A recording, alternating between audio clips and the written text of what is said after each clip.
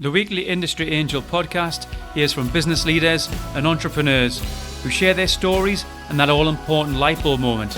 This can inspire us all and maybe scratch that itch and kickstart that idea that keeps you awake at night.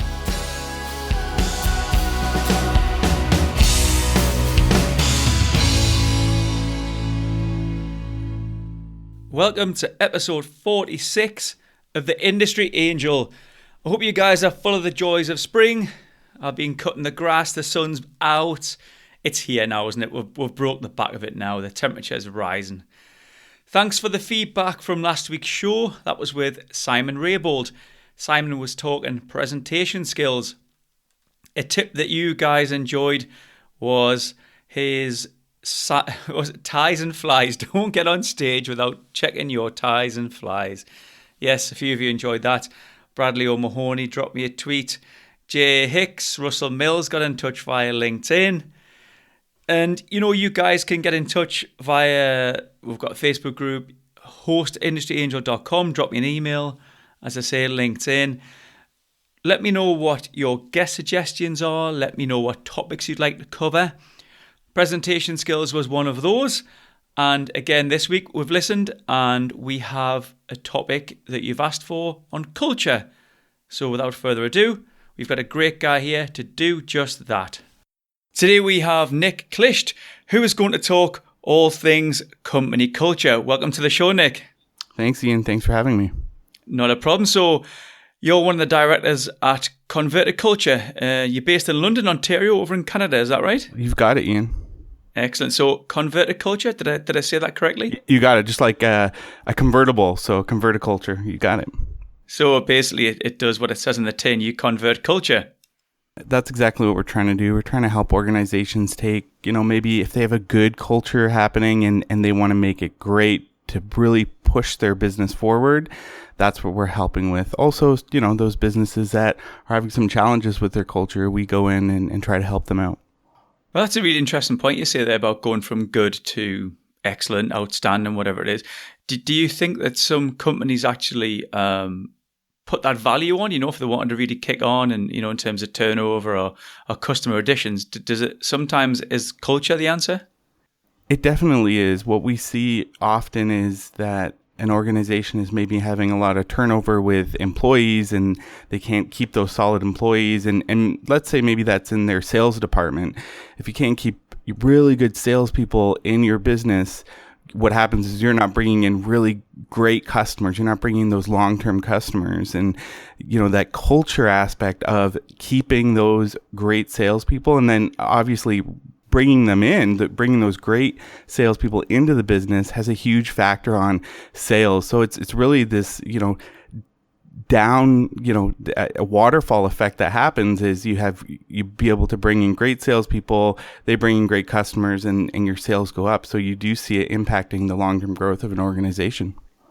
So you really are trying to keep employee turnover down, keep that consistency across. Yeah, absolutely. And one of the keys that we, over and over again that we talk to businesses about and work with them on is keeping that turnover down. But the first piece of that is, first of all, establishing your culture. So what is it that you stand for? Why do you do what you do? Of course, every business has a goal of making money. And part of that, though, is what's behind the scenes. What do you truly want to achieve? Is it to satisfy your customers, build a great product, provide a great service?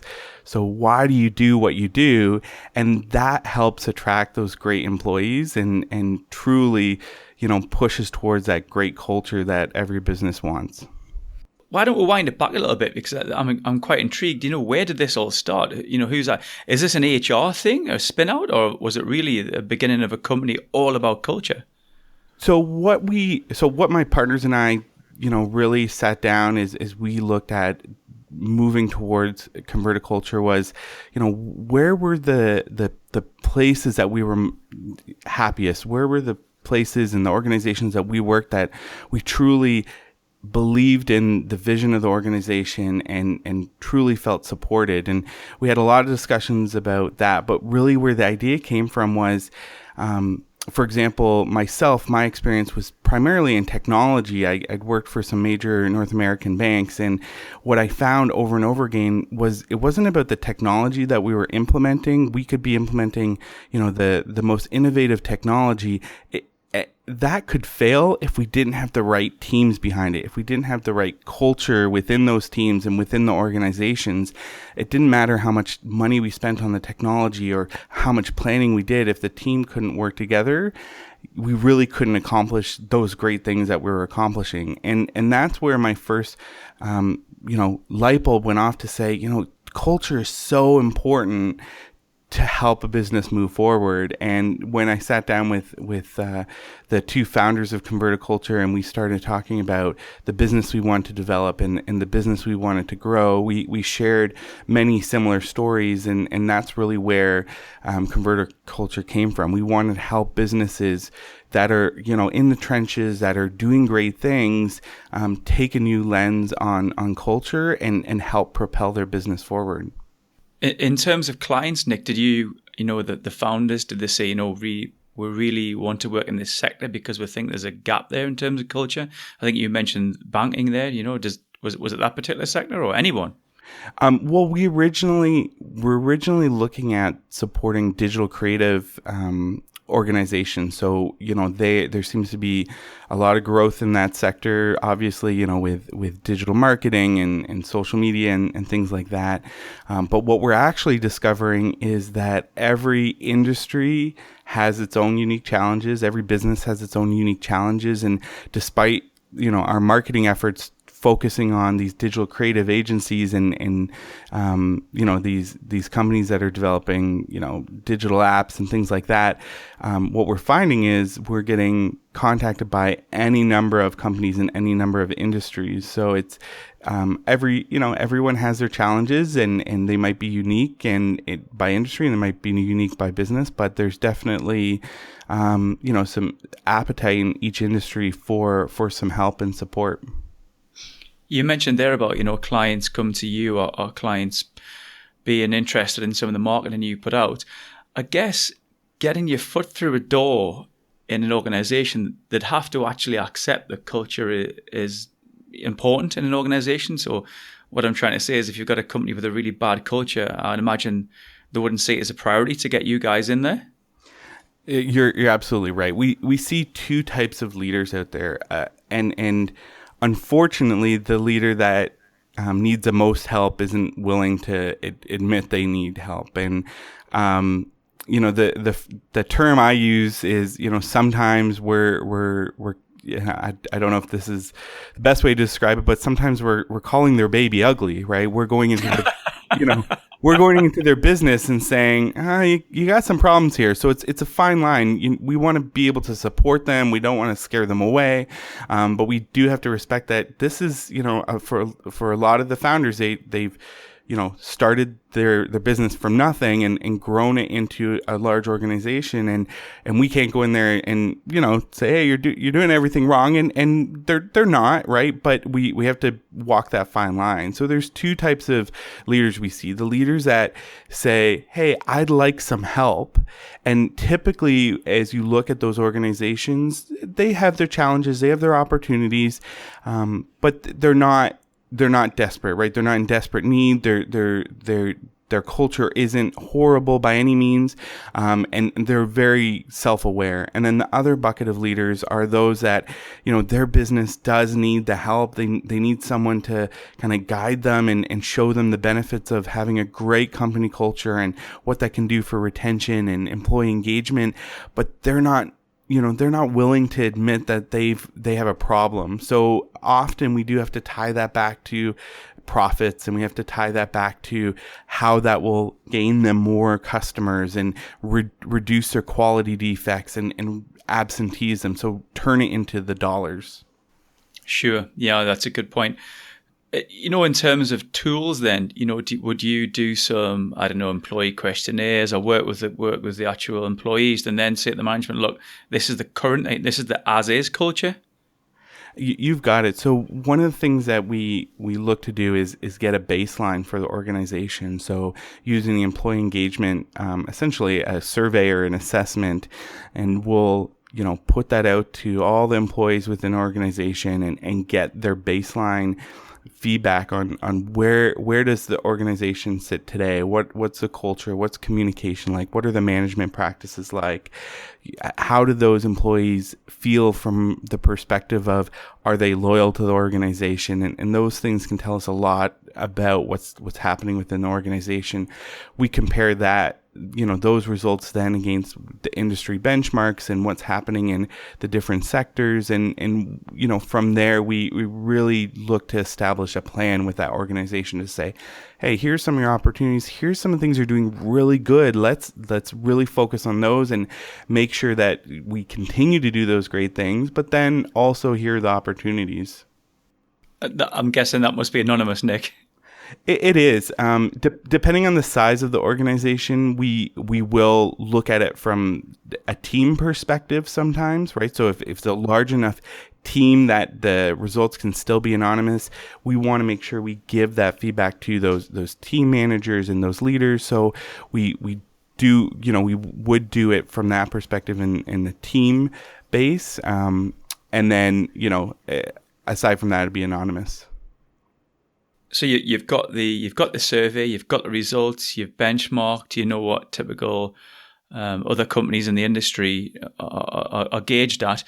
How do we take this forward? Is there tools to get there? Is there some sort of workshop? It truly depends on the challenges an organization's having.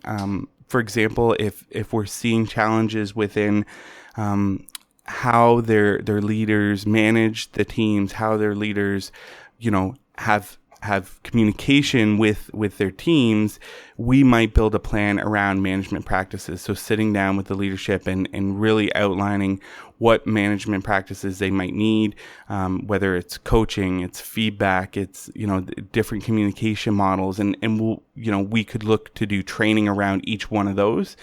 If management practices is one of their issues. On the other hand, it could be something completely unrelated. It could be something around policies and procedures that we see a gap around. And that isn't necessarily a workshop or training. That's sitting down and building a plan with the organization. We always look at ourselves as partners. So oftentimes you'll see large consulting groups go in and they'll give a one-page report on, hey, you have a gap in your procedures, you have a gap here and there.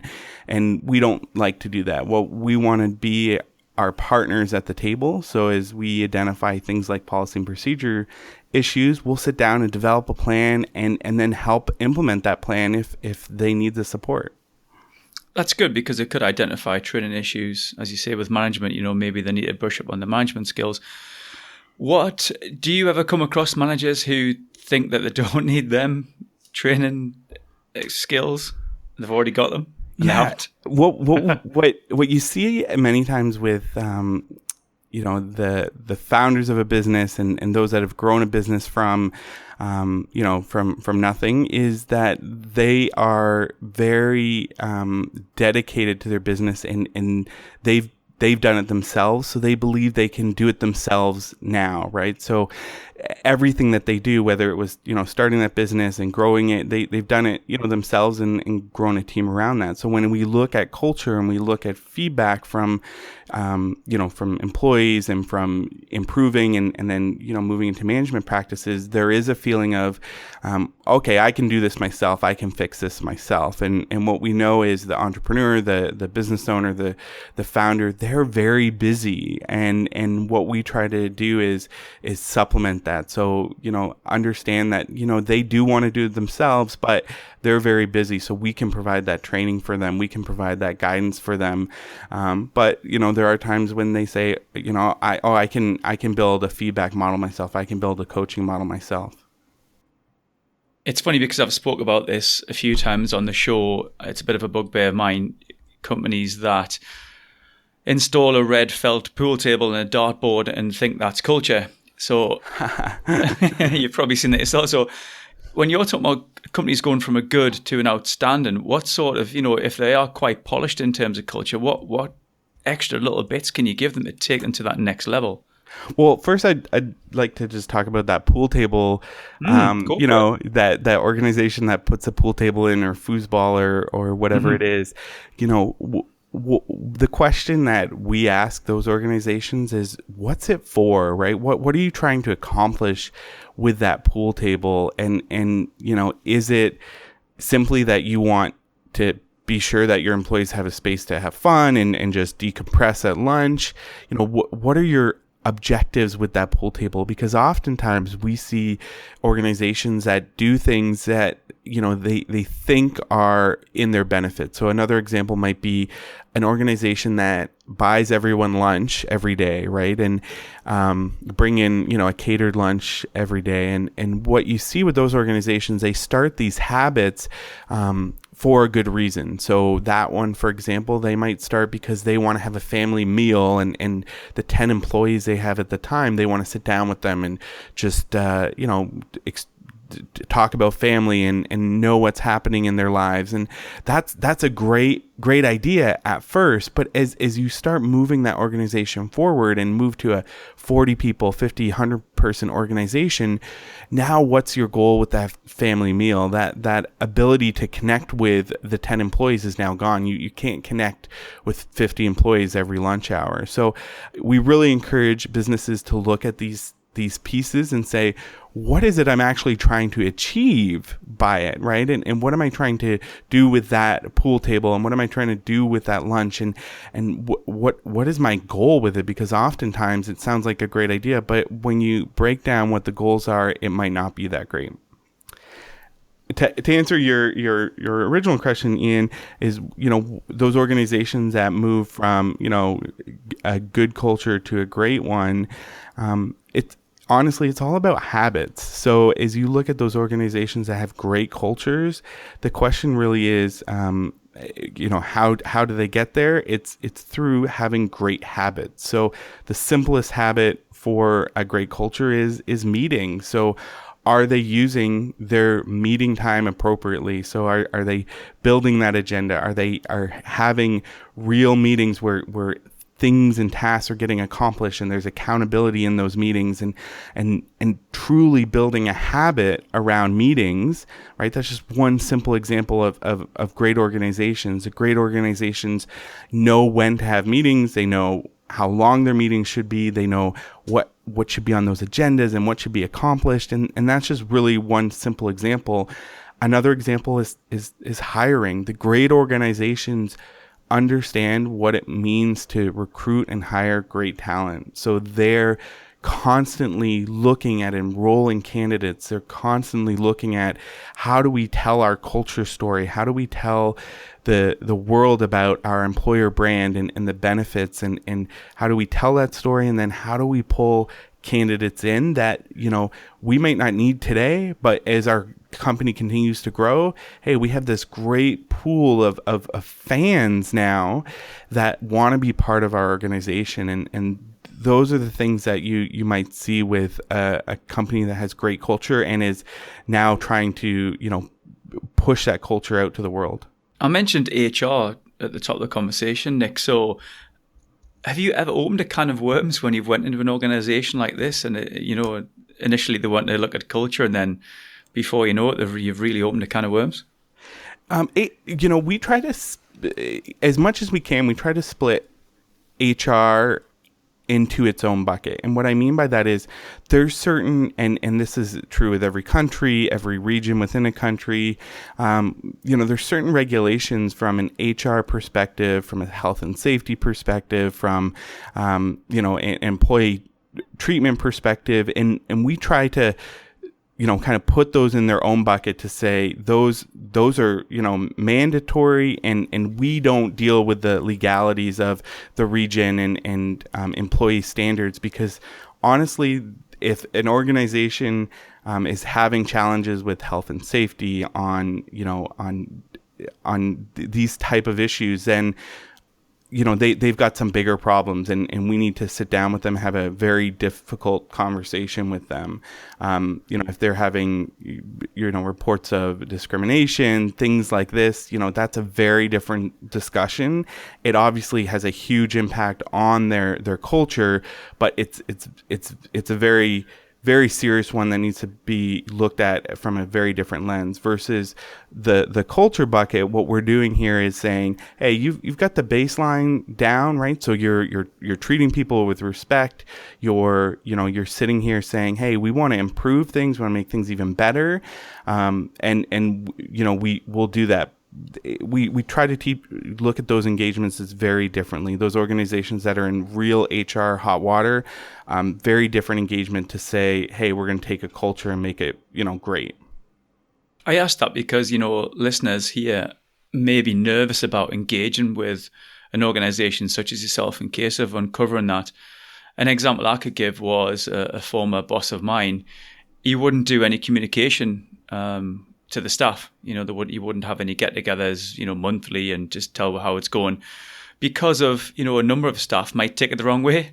But my argument to that was, why should 90% of the company suffer for the 10% who might take things the wrong way? And to be honest, they might not take it the wrong way. So, that's my concern is whoever's listening, they might think, oh, it just sounds a bit messy. And I think what we all have to understand is there are times when these type of engagements are going to get a bit uncomfortable, right? And we're going to identify things that maybe there's a rationale behind, but there's an opportunity as well. And some of these situations. So if I use your communication example, is hey, maybe that leader has some rationale behind why he or she's not communicating. But the reality is, with our research and with our experience, what we can do is sit down with that leader and explain, the opposite, why, actually it's much more beneficial from an employee engagement perspective and just an employee wellness perspective to communicate. And despite that, we pick up that rock and maybe find that thing that, maybe we're not comfortable talking about. If a leader wants to move their organization forward, and especially in these times of really challenging competition, culture is their toolbox and truly can help them. And they do need to, stand up tall and say, you know what, I'm okay if we find something here that isn't as flattering, and I'm willing to change, and I'm willing to stretch myself. Great point. If anyone was listening to this and they hadn't really, a business leader, and they hadn't really engaged with culture, do you have any sort of tips or any starting points for that?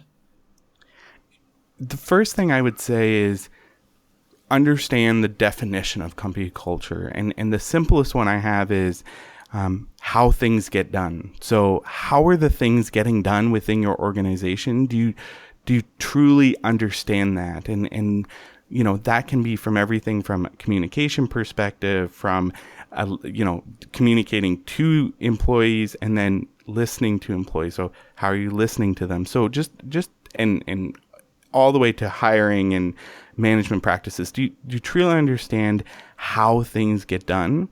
And then the next question I would encourage leaders to ask is, what are the habits within my organization? So, are meetings starting late every day, right? Are reports and projects, are they being done late? Are employees coming in late? So what are the habits? And then understanding what's behind those habits. And we often see that can open the eyes up of a leader to say, oh, why are people leaving, at 3:59 every day? They're all running out the door. What's happening here? Is it that they need to pick up their children from school, or they just want out of here quickly? And as you break down those habits, you can truly see some, low-hanging fruit with the culture. And I'd say for any leader, start with that, understanding the definition. next, understanding the habits, and then defining why they're doing what they're doing. So why their business is in business. And we always look at Simon Sinek and his Start With Why book and really look at that to say, that's a great starting point to defining your organization's why. And that's where I tell a leader to start. And is that something they would just do on their own, or would they have a team with them, or? I think the first step is just some, perspective internally to say, hey, am I willing to look at this differently? Am I willing to, if there is a problem, admit that there's a problem and an opportunity? Some internal dialogue to say, if I find something here, then, am I okay with it? And then, from there, I would say, engaging their leadership team and maybe reaching out to an organization like us to say, hey, can you come in and do a quick assessment and just tell us where we sit and help us out that way? That'd be the best approach. What sort of things are in vogue at the minute, Nick? I see a lot of meditation going on. Is that something you see? Massage in workplace and... Actually, it's funny you say that. So one of our clients just told me that they started yoga in the office. We were on a video webinar with them, and they're telling me before that started about that they started, I think, weekly yoga sessions. So I think there's different things that are happening. We've done some. Look at what's happening with meditation in the workplace and different things like that. I'd say what's in vogue right now, there's different trends that happen. I would say that management structures and looking at how organizations are set up is kind of in vogue. So as you look at self-managed organizations, as you look at no managers in a business, flat organizations, those type of things, those are seem to be a trend right now, and lots of discussion around that. So are the red felt pool tables old hat now? Everyone's undoing yoga. yeah. I mean, it's those things. Again, depending on your rationale behind them, so for example, if you look at meditation, hey, to bring an option for employees to have a moment through the day where they're calm, they can kind of reflect on their day, they can really become mindful. That's a great one, and if that becomes a real strong trend, I don't think there's anything wrong with something like that. Hey, having a pool table in the kitchen, nothing wrong with that. Just understanding what's the reason you're doing that. If you're doing that to try to make employees happy and you think that's going to change their their stance on the organization and their commitment to the organization, well, you're probably not on the right page with it. If you want to do it so that they can have some fun during lunch, hey, that's great. I think it always goes back to your question of why. I think that's a great way to look at things. Why do you want to do that? Absolutely. It's and it's really fundamental and simple. It's why. What are you trying to achieve with that pool table, with meditation, with yoga? And I mean, yeah, for sure. There's definitely worse trends that we've seen with having drinks in the office and things like that. Yoga, meditation, the why is pretty simple around those things. Definitely. Well, there's been some excellent food for thought there, Nick, especially people who hadn't really thought about culture in a workplace. Is there anything you could leave us with, or maybe, how our listeners could take this forward? I would say truly, and I said this before, Ian, is really understanding how things get done within your organization and looking at the habits of your organization. I'd say those are two critical pieces as you look at the culture. Are employees communicating with each other, or are they combating with each other, right? So really looking at those key fundamentals. How are you hiring? What are your management practices? What's your communication? How do you use technology, and really understanding, what are the habits around each of those things? Are we using technology like, Slack or Trello because it's a trend, or are we using it because we want to communicate better? And really understanding, what's behind each of those, I think is critical. Obviously we'd love if your listeners are interested in more about culture. They want to learn more about, how they can take their company culture from good to great. If they, they want to check out ConvertiCulture.com. But I'd say, for all the leaders out there, just really understanding what are the habits within your organization, and what do they mean, and what's the meaning behind them. Excellent. So ConvertiCulture.com, is anything on the site, Nick, that might help anybody? Any free PDFs or a download? Yeah, we have a couple free PDFs. First of all, we talk a lot about hiring. We truly believe that once you've defined your culture, so why do you do what you do, and what does your culture mean, that the next most critical piece is how you hire. So are you hiring people that truly want to be part of that why? Are you hiring the best talent? Are you using the best technology to understand how people will fit into your organization, and how they'll play a part in that culture? So we have a number of downloads on the site. So ConvertiCulture.com, right on the main page, we have a few downloads for hiring, and then we also have a few other things on there. But that's a great one for people as they look at building their culture out and bringing people in that will be part of that culture. Our hiring downloads that are right on our main page.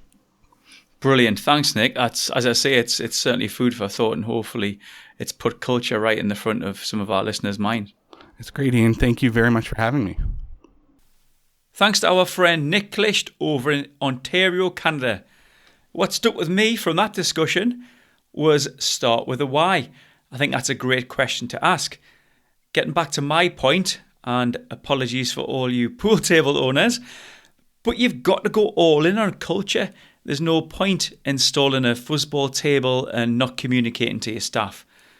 Going back to the why is a great way of looking at it. Why am I putting this pool table in? What do I want it to accomplish? How do our staff interact? What language do we use? What results are we seeing? What are we getting done or not done, as the case may be? You've got to go all in with culture. So let me know what you're doing in your workplace about culture. Let me know if this has stemmed a bit of thought, and you might like to go ahead and do a little bit of a deep dive and ask those why questions. Let me know if you enjoyed Nick. Usual way to find us, industryangel.com, Facebook and Twitter and LinkedIn.